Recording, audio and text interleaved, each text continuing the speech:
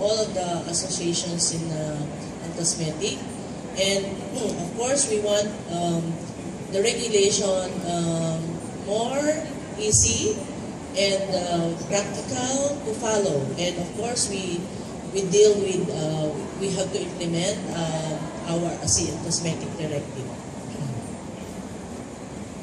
Now, just to give you the status of the cosmetic regulation in the Philippines. So, the Philippines has adopted the ACD or the ASEAN Cosmetic Directive since 2005.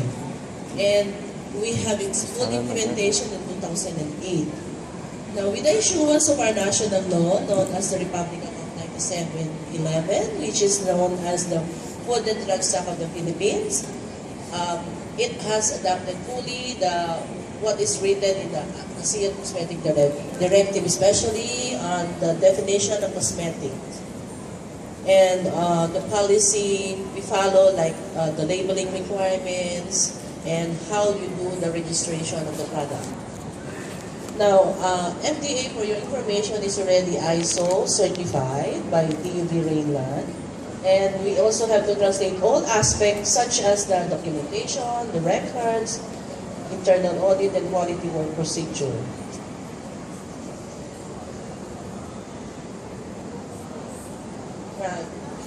Just to show you that we have been partners with the industry, there has been an increasing growth of companies applying and having a license with us.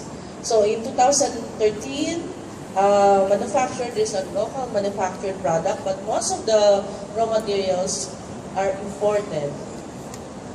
So from 253 into 2014, we have already 314 local manufacturers.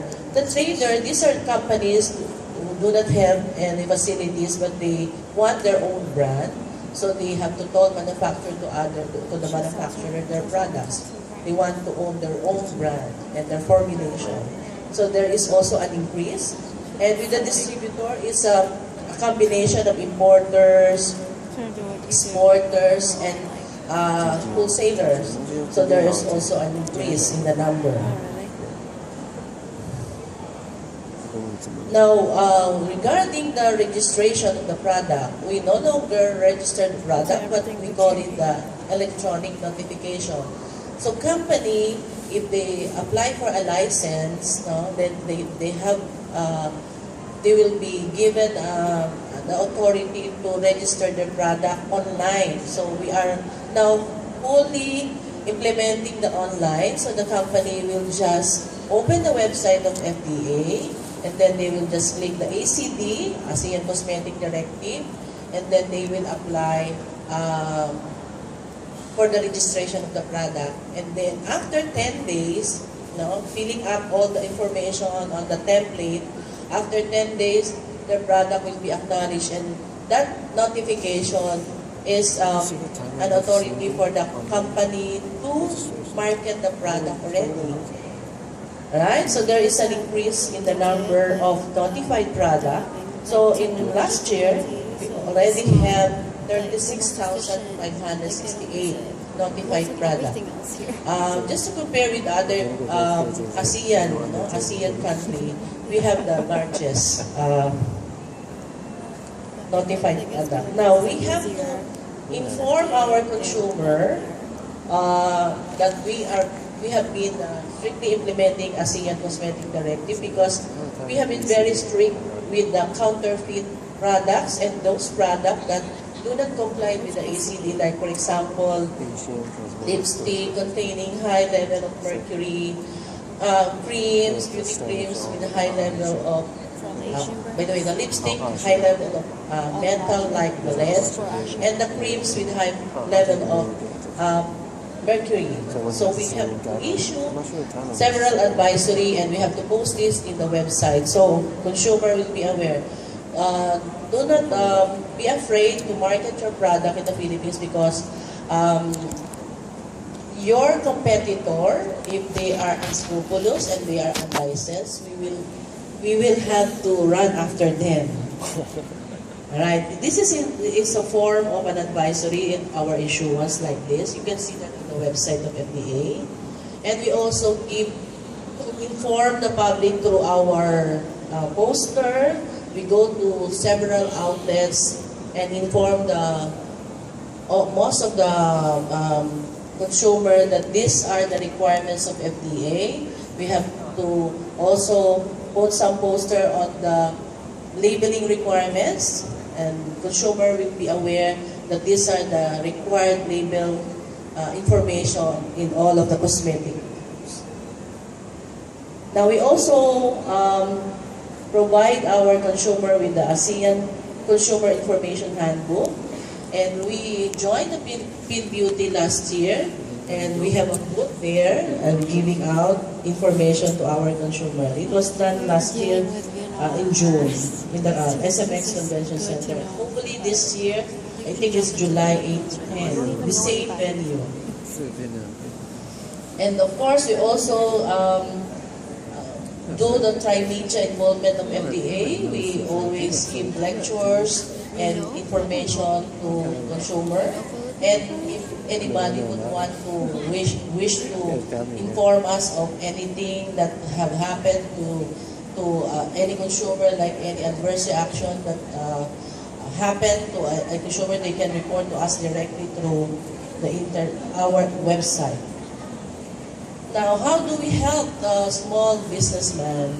So we conduct seminars for small businessmen, and all the way from Manila, Metro Manila up to Mindanao, and giving out information on how they can go about doing business with the FDA.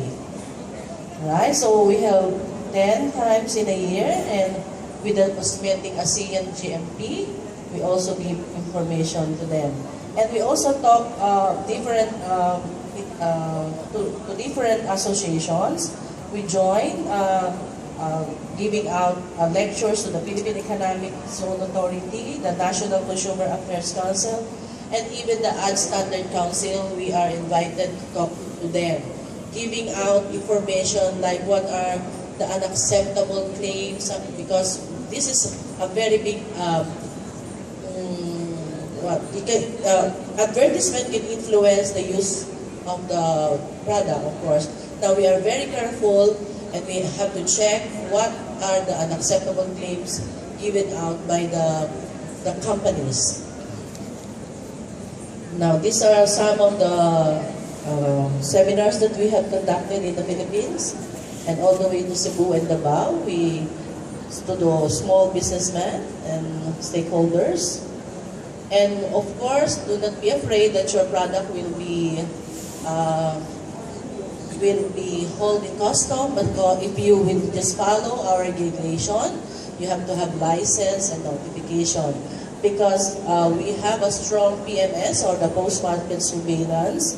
We have several inspectors going out, and of course they are equipped with several gadget, like we can check right away in the outlet if the product is high on mercury.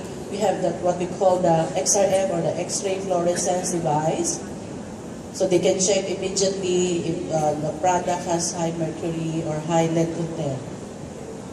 This is an example, like that is the gadget, the device, and of course our inspector can now easily detect if the product is not compliant to our ACD requirement, and the label requirement is not compliant. Alright, we also do some laboratory testing. Although we tested it in X-ray XRM, we also do conduct laboratory testing for further tests. And then of course, there are some companies wherein we conducted raids. These are companies that produce cosmetic product without licenses, and of course, their product are not notified. Now, not because we do not require any more dossier or document to be presented before we acknowledge a product, we have to inspect company and check during our product information file. So, but not all products are being checked, no? This is based on risk, especially if the product has a history of high risk, like allergic reaction was done, and then we have to check and go to the company and check the documents, and we have to do the PIF and the phase 1 to 4 we conduct. And then after that, we try to what do you call that? We try to explain to the company, and we will not be charging them right away with any penalty, but we will require them to explain what happened, and then to prove that their product really will be reformulated or will be improved, so that there will be no more adverse reaction that will happen to our consumer.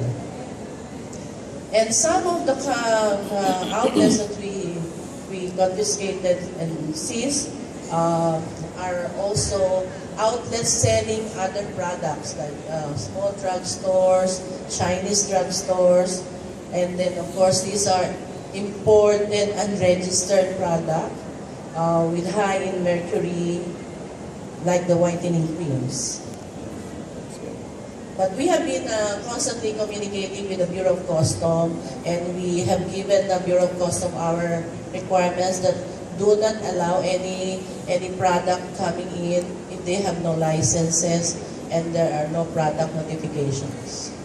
Alright, so also we have also give lectures to some of our hotels and resort, because of the toiletries they have been using. They have to also be compliant with the ACD, although it's given in small packs. We have to know, of course, you're a consumer, you need to know what are the ingredients in each of the soap, the shampoo, the conditioner that you've been using in some of the hotels. And no hotel is compliant. I've been staying in a hotel, and the cosmetic there is compliant with our ACD requirement.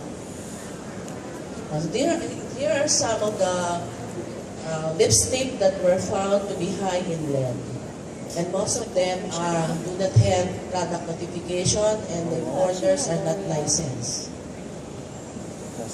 Alright, so we conduct PIF, and our inspector also check the compliance to the good manufacturing practice of local companies. Alright, so we also assist, no? And then we have been the model for the most of our partners in the ASEAN, like Cambodia, Laos, Myanmar, and Vietnam. They came over to the Philippines to know the system, how we do about the electronic notification of our product. Because this, according to them, they just compare it to other ASEAN country, that ours is easier to understand and more consumer-friendly. Right, now, strong implementation of cosmetic regulation does not mean discouraging businessmen to invest in cosmetic trading, but instead, help ease up business. So we encourage all of you to do business in the Philippines and be partners in the success of the industry. Okay, thank you very much.